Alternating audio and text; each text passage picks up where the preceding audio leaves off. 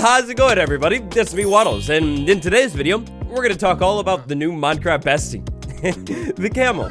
Today, we're gonna hyper-fixate on this sweet new Minecraft mob, and essentially fire off like a million reasons as to why this thing is Minecraft's most OP mob. If you're a Camel denier and you don't believe me already, well, then just trust me. Give me 10 minutes, and I'll change your opinion forever. Let me know down below what I should make a 1.20 video on next, and let's start with the alley. So the alley famously, or controversially, depending on who you are, the alley flew into the game in Minecraft 1.19.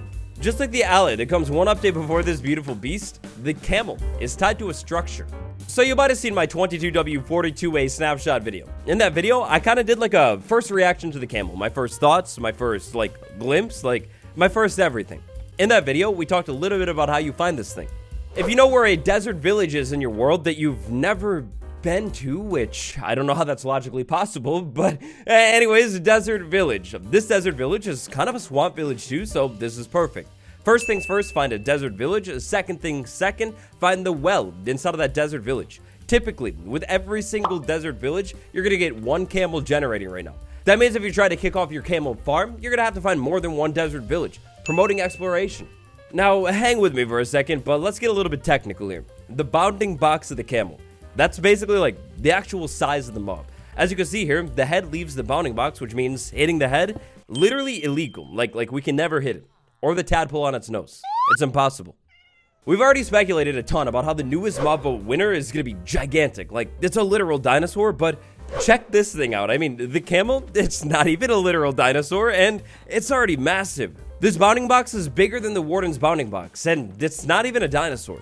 Or, you know what? Now that I look at this thing, maybe it is a dinosaur. Look at that neck. Camels are so weird looking.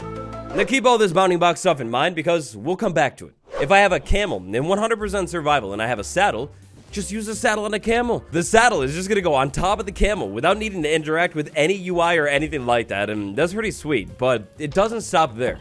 What if I told you the camel has some kind of magical duplicating ability? That's right. So, famously, the camel is the first land mob that can seat 2 people. Even better, one saddle is apparently big enough to fit 2 people, at least in this instance. Throw one saddle on the camel, and you'll be able to fit 2 people on this thing. Now, hey, two people on this thing? Trust me, I have friends. Trust me. So many friends. Finally, for basic camel information here, the cactus. The cactus is the love mode item for the camel. If you give a camel a cactus, then it'll be able to make more camel, if you have 2. And this is great news for cactus fans worldwide, because before this update, the cactus, what does it do? Well, I guess it's a dye, maybe useful in XP farm, but other than that, nothing. Finally, the cactus actually has, more of a purpose, a reason to live. Also, I guess logically speaking would make sense, but camels definitely still get hurt by cactus. But no, don't do that. So in that first snapshot video, that was basically everything that we covered. Since then, I've had more time to test this thing. Let's talk about the walking speed. So in that initial video, I was pretty convinced that the walking speeds were different. I think I was just using the camel wrong. Sorry, guys. What is also the same every single time, then also insanely overpowered, is this right here. Look at this thing. First off, it's beautiful looking, so gracious, and second off, sprinting with the camel. You can actually sprint with the camel. All you need to do is press that sprint key, and you sprint. And even better, the camel is decently fast. No need to try and, breed horses up to try and get something quick. Let's throw ourselves into a treacherous, perilous situation and check this out. All of a sudden, I'm in the desert, stranded with just my camel. There are husks everywhere. On any other non-camel day, I would be sweating severely right now. But right now, it's not a problem. The camel is so quick. And not that you need any reminding for this, but keep in mind that all of this is possible without taming this thing at all. All you need is one camel and one saddle. And you're ready to go. So this is where things start to get really interesting. I've had a lot of time to test the camel. In the snapshot video, I completely overlooked a super cool mechanic. So, the camel. As we can see here, tall king. It's really tall, 3 blocks. Yeah, very tall. Taller than me. Fence, something of a short king. What would happen if we took these 2 features and combined them? Seeing as the camel is so tall, can we clear the fence? With ease, we can clear the fence. You don't have to jump or anything. Camels can walk straight over fences and actually fence gates as well. They're pretty tall. Now, if we have 2 fences stacked up, it's impossible. The camel can't clear this thing. You can also, like, gallop or sprint jump or whatever you want to call that, dash over the fence. But mystery that move name aside, that got me thinking about the wall. The wall is essentially the same thing as a fence, except made out of wood. It's made out of stone. As we would expect, the camel can also clear the wall. Not a problem at all. And that made my mind go over to a quick block test. So we have 2 blocks stacked up right there. That doesn't work, but we have a block and a half. Basically the same thing as a fence. Yep, 100% that works. A little bit shorter here. I mean, I guess logically if that works, this will work. And yeah, sure enough, that works. How about this? The enchanting table, as you can see here, is a little bit taller than a half slab. Can the camel walk over the enchanting table on a block? No. It seems like the camel's limit here is going to be a block and a half. Bounding boxes. I hope you kept them in mind because that's what we're going to talk about again. So keep in mind that the camel's bounding box is gigantic. With such a relatively huge bounding box, that means smaller spaces like this 1 block gap below us, the camel actually won't be able to fall into. It's too big. With that big bounding box in mind, I've come up with a simple invention that could maybe keep your base safe from not only people who can't parkour, but of course every other hostile mob in the game. To set this thing up, check this out. We start off with a block and a slab, place those together, then we place a block and then another block, remove that block and a slab. And then I basically repeat that until I get to whatever platform I'm trying to get to. I like to call this thing the camel staircase. To use this thing, all we need is 1 camel with a gigantic bounding box that changes sizes, by the way, when it sits down and stands up. We walk over to this thing and literally just keep walking. No need for jumping or anything like that. We cleanly walk up this thing and all of a sudden, we got the cake at the top. And a candle too. The next thought that I had was water. How does the camel, with such a gigantic bounding box, behave inside of water? If we go ahead and get a camel, and then go into 100% survival, jump on top of this camel and walk into the water. First off of this, but this isn't really that amazing. As you maybe know, horses can do this. But horses, they cannot do this. While we're inside of water that is now 2 whole blocks deep, the camel is fine. And not only fine, but actually thriving. The camel isn't drowning or anything like that. It's just standing and existing. Now, if we go ahead and move into water that is 3 blocks deep, because we're still not under the water, we can actually walk around. Now, if you stand around for long enough like this, the camel is unfortunately going to suffocate or drown in the water. I mean, it's fully under the water, it makes sense. However, me and you, we're fine. And if that's all you care about, a bit of a narcissist, you're good. You can survive like this for a while. If that's not all you care about, though, jump back up to the 2 block deep water, and the camel is good. It's fine. It can exist in this water.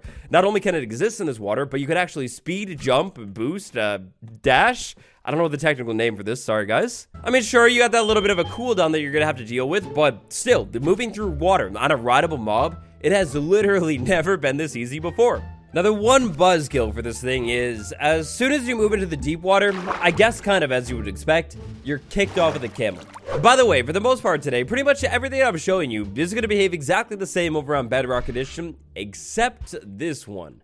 So, now we get on the camel, we take Camel Submarine over to the water. In the water, in survival, with the camel, on a Bedrock Edition, Camel Submarine doesn't exist. No. I mean, it kind of does, but more so, Camel Titanic or Camel Boat actually exists. On Bedrock Edition, if you hold down space or like swim, you can actually swim with the camel in the water.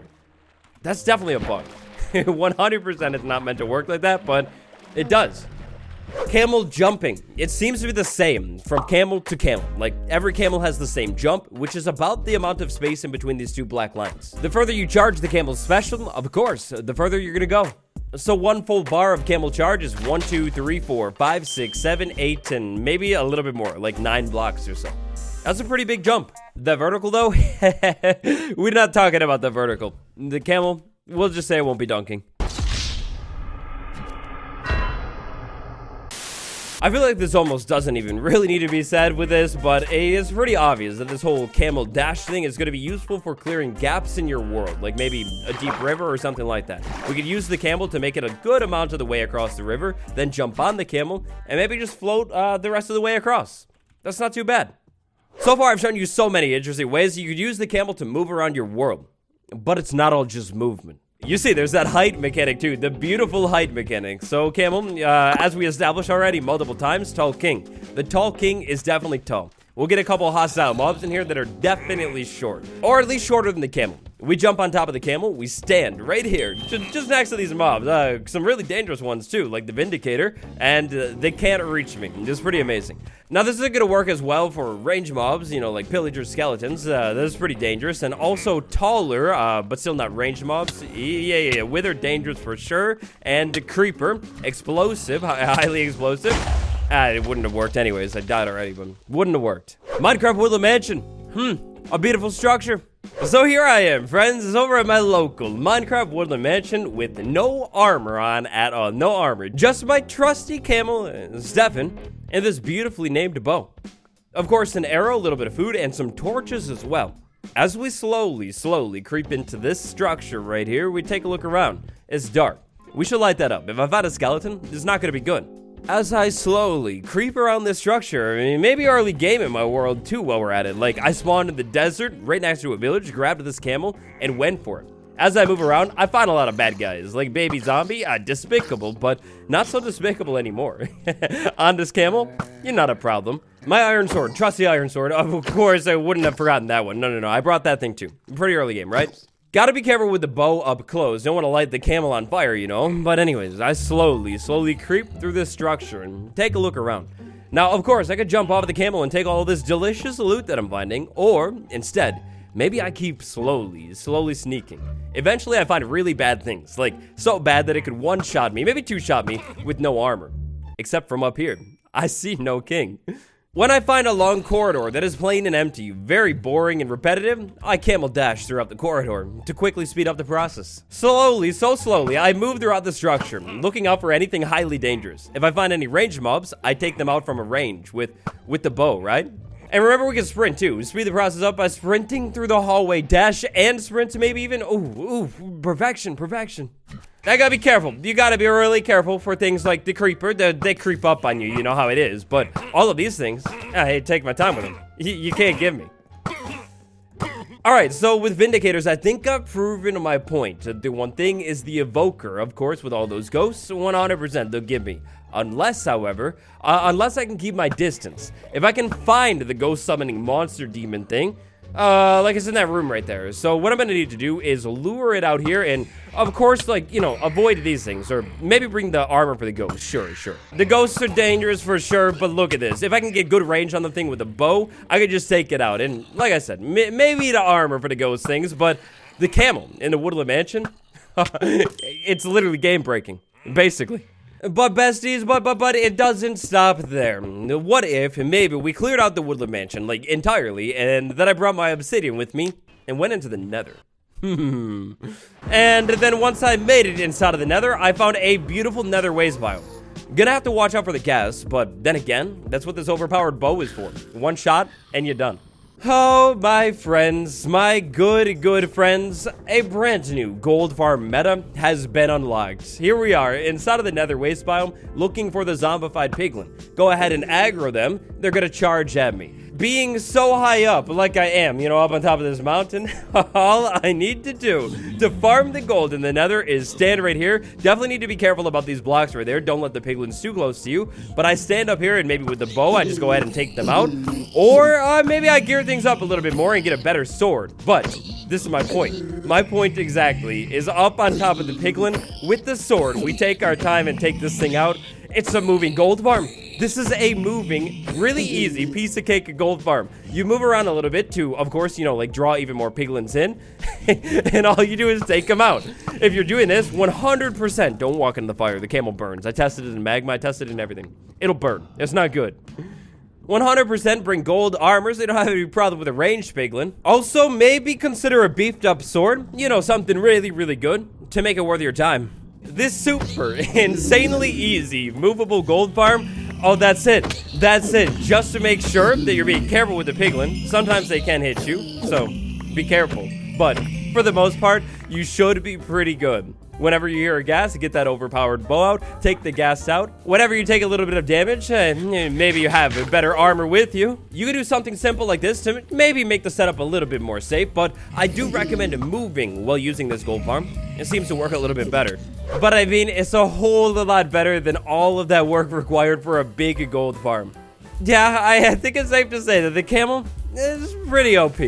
Okay, but Maybe not when it comes to the warden. Yeah, maybe not then. What do you think about the Minecraft camel? Have you discovered another cool use for this thing? Tell me all about it down below. If you enjoyed this 1.20 video, good news. I've got more coming for you, more on the way. So subscribe if you haven't yet, and leave a like. And that helps out huge time. You're perfect, you're wonderful. Thank you so much for watching. It's been me, Waddles. I'll see you tomorrow. Goodbye, everyone.